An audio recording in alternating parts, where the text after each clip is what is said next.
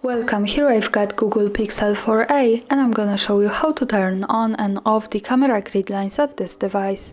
So let's start by tapping on the camera button to open it, and for now we are in the standard photo mode. From here let's go to this button at the center. When we pick it, we can get access to more options about the camera we can manage. Now let's move to this button from the right. By tapping on it, we can open the advanced camera settings. From here let's just simply slide a little bit down, and here we have grid type option. When we pick it, we can pick the grid lines from 3 and 3, 4 and 4, and also the golden ratio, so there's a wide choice. Let me show you now 3 and 3, and let's go back to the camera to see the grid lines.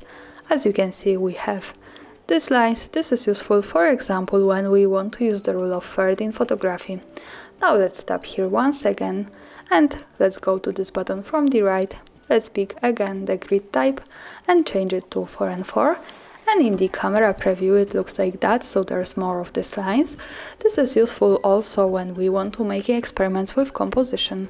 Once again, let's go to this button at the center. Let's tap for the right button here and pick the grid type and change it to the golden ratio. In the camera preview we can see that this is how it looks like, and of course remember that all of these lines are not visible at the real picture.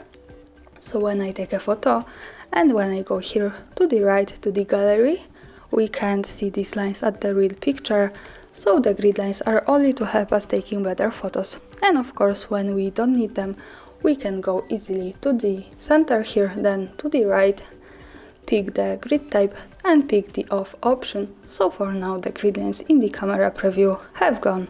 And that's all. Thanks for watching, subscribe our channel and leave the thumbs up.